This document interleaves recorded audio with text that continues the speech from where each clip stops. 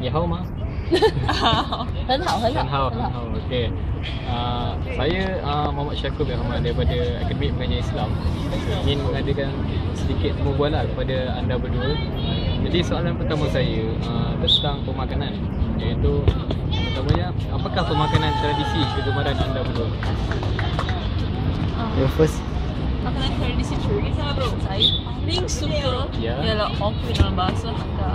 Okuih? Iaitu yam kuih. Yam kuih? Yam kuih. Oh, it's okay. Macam mana? Keladi. Keladi. Okey. Kuih keladi. Original Hakka style. Okey, you pula? Saya sebenarnya semua pun saya suka makan, tapi biasanya saya suka makan ikut Hang Yuan. Biasanya it's like diorang guna tepung untuk buat macam sup. It's like the tepung dia buat dalam bola, and then dia buat like banyak-banyak warna, ada warna pink, ada warna green. Oh, saya pernah tengok. Dalam cerita Cina selalu ada kan? And then dia letak dalam sup yang manis lah. Saya paling suka yang tu. Okey, soalan kedua saya, adakah pemakanan anda berdua itu menyihatkan? Menyihatkan badan anda ataupun menyakitkan? Menyihatkan. Saya tak faham apa menyihatkan, tapi saya rasa cukup menyihatkan. Boleh. Ada protein, ada sayur. Ada apa? Ada protein dan sayur dan lemak. Awak pula macam mana? Saya rasa it will be like bergantung lah kepada orang yang masaknya, adakah mereka guna banyak gula ke atau diorang guna daun pandan untuk buat flavor dia, rasa dia. So, tapi kalau mak saya buat, dia letak banyak-banyak gula sebab kami suka yang manis kan. So, rasanya tak begitu menyihatkan kot. Okey, soalan ketiga saya, adakah anda berdua mengambil kira faktor pemakanan anda dalam aspek kecergasan badan dan kecerdasan otak? Tak. Sedap makan lah. Ikut sedap makan lah. Pastilah. Sedap makan. Ayalah. Tapi secara tak langsung sedikit tu adalah macam menyihatkan badan sedikit lah. Semasa musim itu kita makan banyak lah. Selepas musim itu sudah tak ada shock lah. Itu lepas makan banyak-banyak yang tak menyihatkan, lepas tu rasa macam rasa ada salah lah. Kena makan yang lebih sihat sikit. Okey, yang keempat, adakah faktor keturunan anda berdua merupakan faktor pemilihan pemakanan anda? Jika tidak, mengapa? Saya rasa ya kot, sebab biasa kita makan masakan mak kan. Biasanya mak akan masak yang traditional Chinese punya food, Cina punya makanan. So kalau dah biasa dengan makanan tu, then I think it will influence lah our pemilihan makanan. How about you? Okey, awak pula? Rasanya hampir sama kot. Tapi saya makan okuih ni tahun baru Cina je. Dan bezanya ialah saya hanya dapat makan di Singapura, di rumah nenek saya. Dan semua ahli keluarga saya, walaupun dia tak makan sekaligus, semua ahli keluarga akan berkumpul semata-mata untuk makan kuih tu. So mungkin lah dia ada suasana, suka suasana dan suka makanan itu lah. Makanan itu memang membawa keluarga bersama. Okey, yang kelima ya. Adakah faktor kegemaran merupakan faktor pemilihan pemakanan anda? Jika tidak, mengapa? Yes. Ya. Asalkan gemar makanlah. Tak kisahlah makanan apa, makanan Melayu ke India ke, asalkan suka makan. Sebenarnya awak refer makanan lain pun awak makan lah. Sebenarnya saya tak tahu kenapa saya suka tau. Sedap pun. Saya tak tengok, saya tak suka dagingnya, saya tak fikir banyak tentang keladi tu pun. Sebab saya tak pernah makan keladi selain daripada makanan tu. Sebab suka je lah. Suka je, ya. Memang suka. Okey, yang keenam ya. Adakah faktor kesihatan merupakan faktor pemilihan pemakanan anda bukan? Jika tidak, mengapa? Adakah sebabkan kesihatan? Contoh macam awak sakit ya, sebabkan awak sakit, awak ambil makanan yang sihat. Saya rasa ada kot, sebab biasanya kalau mak saya dia akan cakap kan, kalau orang Cina dia sakit demam ke kena minum sup ni. Awak pilih makanan lain lah.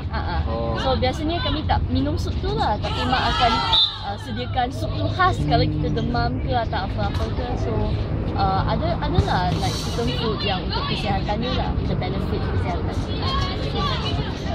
Awak pula macam mana? Kalau macam kecil tu awak pilih tak makanan? Itu kesihatan macam tu. Awak bagi makan ni untuk pembesaran besar. Dia selalu kata semasa saya makan lah. Tapi saya selalu makan semua, tapi dia masih beritahu mengapa dia beri makan. Hanya ada juga dia bagi tahu untuk kesihatan lah. Untuk kulit, untuk pandai. Terutamanya ikan. Kena makan ikan untuk pandai. Okey, yang ketujuh, adakah tanda halal mempengaruhi faktor pemilihan pemakanan anda? Okay, first you. Awak pergi kedai, awak tengok halal. Ke awak pergi kedai, awak ambil je macam ini nugget, ambil je. Macam tu. Sebenarnya saya tak tengok sign halal dia pun. Saya tengok sign ingredient. Ingredient. Apa nama yang dia punya kandungan lah. Kandungannya itself lah. Sebab tak pasti apa yang digunakan dalam produk itu tanpa mengira halal atau tak. Okay, kalau you tak? Sama juga. Sama juga. Tapi the only time yang saya rasa saya tengok halal ke tak is kalau saya rasa kalau kawan saya nak datang makan ke atau you pada pandangan awak berdua, tanda halal ni mempengaruhi tak kaum Cina untuk memilih? Tak. Overall dah? Tak. Memang tak ada lah. Mungkin lah. Mungkin. Sama ada sedap ke tak. Selalu ni halal tak berapa sedap yang Ada. Macam tu juga lah. Normally tak lah. Faham. Okay, faham. Okay, yang ke-8, jika dilihat situasi masa kini, adakah makanan segera yang menghakis kebudayaan pemakanan tradisi?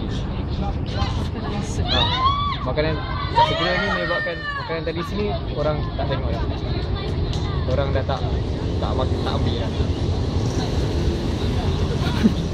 Saya rasa tak kot sebab masih ada banyak kedai-kedai kecil yang masih menyediakan semua makanan ni dan masa perayaan mak nenek semua akan terus buatkan kuih dan makanan tradisional dan mereka akan cuba untuk ajar kita untuk buat makanan tersebut. So rasanya tak sangat lah kalau hari-hari makan, lebih senang untuk makan macam McDonald's, KFC. Tapi kalau perayaan, masa perayaan dan mereka akan cuba buatkan balik makanan tradisional. Sama awak pula macam mana? Saya rasa tak. Sebab sebenarnya makanan segera ni sebenarnya tak sesegera pun. Pergi kedai kopitiam dan pergi McDonald's, maksudnya sama untuk hasilkan produknya lah. Tradisi makanan tradisional, contohnya macam bihun soup.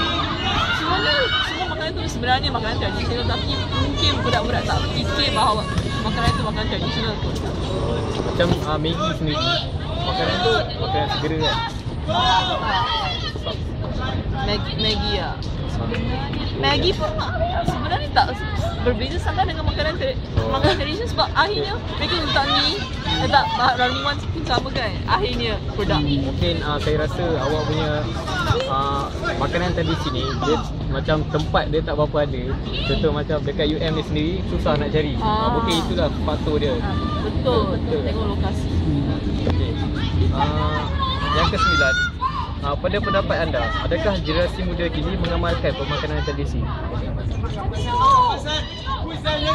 Bagi saya sama macam jawapan yang lepas lah, masa musim perayaan mereka masih akan makan semua makanan tradisi sebab ada orang menyediakan, dia orang pun makan. Awak pula awak tengok adakah time Raya Cina je diorang makan makanan tradisi? Hari-hari yang lain? Ada orang lain juga ada makan kan. Pernah makan nasi ayam Cina? Pernah. Itulah. Itu makan nasi ayam Cina kat kedai kopi banyak kan. So memang sudah boleh dikatakan sudah commercializekan makanan tradisional dengan adanya macam mana kopi Okey, soalan terakhir saya lah. Siapa nama tadi? Vivian. Soalan terakhir saya untuk anda berdua. Untuk disimpulkan, apakah cadangan anda berdua untuk meningkatkan kualiti pemakanan di Malaysia secara am? bagi saya yang penting bagi nak menyelesaikan satu masalah yang penting adalah pendidikan lah dari usia muda. Mereka perlu faham yang Didikan daripada ayah tu macam daripada ayah, mak dan juga dari sekolah. Lepas tu kalau mereka kena faham bahawa walaupun ada makanan segera yang senang untuk didapati, mereka perlukan dapatkan khasiat yang betul lah. Pendidikan lah yang paling penting sebab it will, like, mereka akan teruskan macam tu dan bila mereka akan besar, mereka akan terus mengamalkan makanan yang sihat. Sama lah. Sama, tapi saya juga kena tambah sikit lah. Masyarakat juga kena sedar apa makanan yang mereka sedang makan. Tanpa kesedaran mereka akan fikir bahawa makanan yang mereka makan sihat. Soalan terakhir saya lah. Saya melihat kaum Cina ni, dia banyak macam dia dah tua, dia banyak macam sihat lagi tau. Tak macam orang Melayu, orang India. Apa rahsia dia? Dia dah ke sebab ginseng ke Saya ataupun banyak macam nyonya-nyonya tu kan. Dia macam sihat lagi tau. Pukul 4 pagi boleh berjalan lagi. Apa rahsia dia orang Cina? Saya tak perasan tak ada perbezaan lah antara kaum-kaum. Tapi yang saya nampak yang orang tua yang macam nenek datuk saya, mereka suka minum macam lah ginseng semua tu, dan mereka suka minum itu Yome Shu. Mereka suka lah banyak herba-herba Cina. Dan mereka juga minum arak lah. Dia orang suka sebab mereka kata memanaskan badan. So untuk kesihatan juga lah. Itu sajalah daripada saya. Saya mengucapkan ribuan terima kasih kepada